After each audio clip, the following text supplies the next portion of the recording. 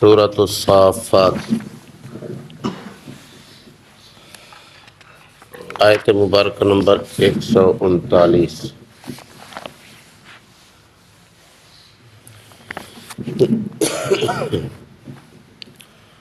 نحمدہ ونصلی ونسلم علی رسول الکریم، اما بعد۔ اعوذ باللہ من الشیطان الرجیم، بسم اللہ الرحمن الرحیم۔ وَإِنَّ يُونُسَ لَمِنَ الْمُرْسَلِينَ اذ أبق إلى الفلك المشحون فساهم فكان من المدحضين۔ صدق اللہ العظیم۔ وَإِنَّ يُونُسَ لَمِنَ الْمُرْسَلِينَ، اور بے شک پکی بات ہے کہ یونس علیہ السلام بھی ہیں رسولوں میں سے۔ اذ أبق إلى الفلك المشحون، اس وقت کو یاد کرو جب وہ بھاگے بھری ہوئی کشتی کی طرف۔ فساہم فکان من المدحضین، پھر وہ قرعہ اندازی ہوئی تو ہو گئے وہ مغلوب لوگوں میں سے۔ گزشتہ آیات مبارکہ سے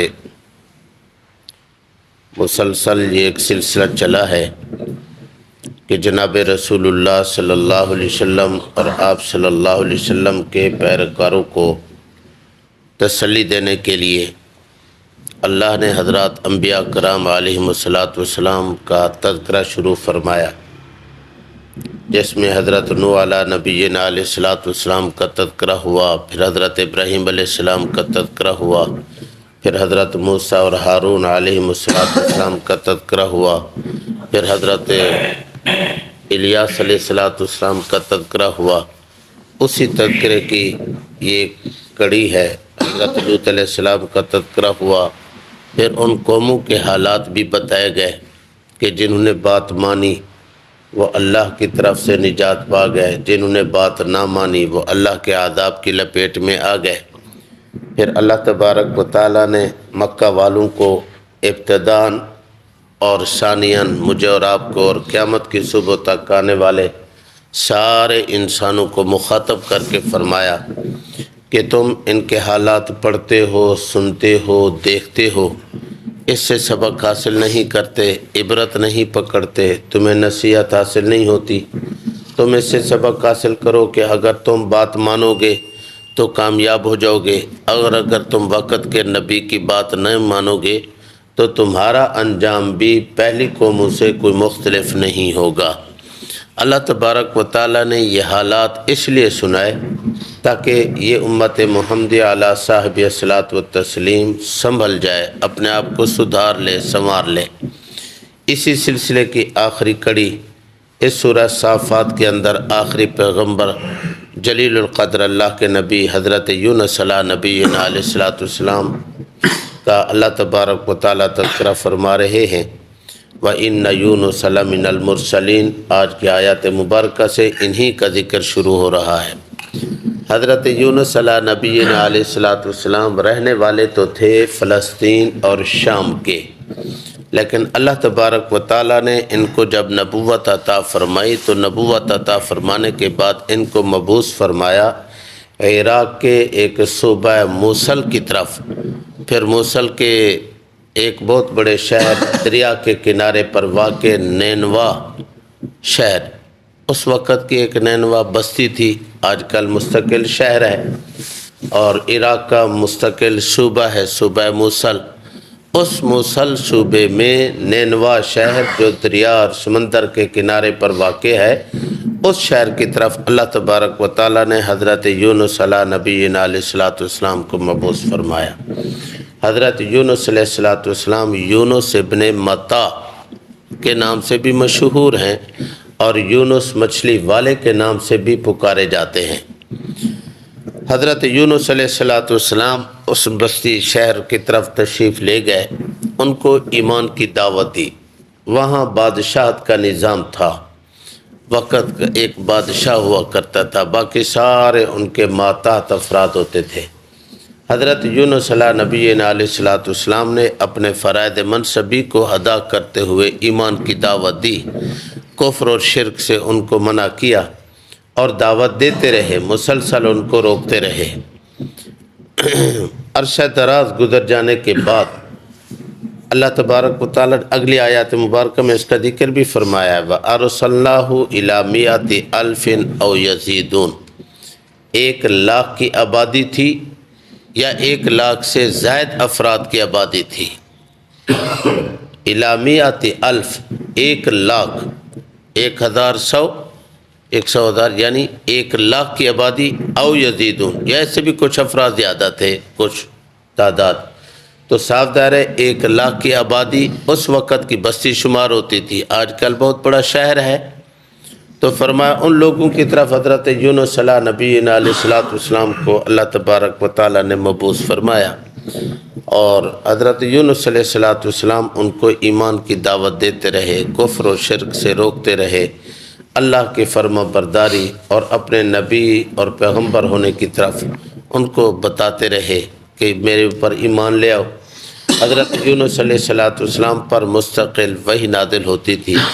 ان کو اللہ تبارک و تعالیٰ نے ایک صحیفہ بھی عطا فرمایا تھا جو آج کل بائبل کے اندر ایک موجود ہے، یعنی کچھ نسخے ابتداً 4 باب تورات کے ہیں، باقی باب جو ہیں وہ مختلف انبیاء علیہ السلام پر نازل ہونے والے صحیفوں کے ہیں۔ ان میں سے ایک صحیفہ حضرت یونس علیہ نبی علیہ السلام کا بھی ہے۔ یہ بتایا جاتا ہے کہ آج کل بائبل نامی جو کتاب ہے اس کے اندر یہ موجود ہیں، لیکن من و عن ویسے نہیں ہیں جیسے اللہ کی طرف سے نازل ہوئے تھے۔ ان کے اندر بہت سارا رد و بدل، تغیر و تبدل، بہت ساری تبدیلی ہو گئی ہے، لیکن ذکر کے طور پر تو بتا دیا جاتا ہے، لیکن حقیقت کے اعتبار سے کما حق کہو وہی نہیں۔ یہ خصوصیت صرف اور صرف قرآن مجید کو اللہ تبارک و تعالیٰ نے عطا فرمائی کہ جیسے اللہ نے قرآن مجید نازل فرمایا آج بھی ویسے ہی موجود ہے۔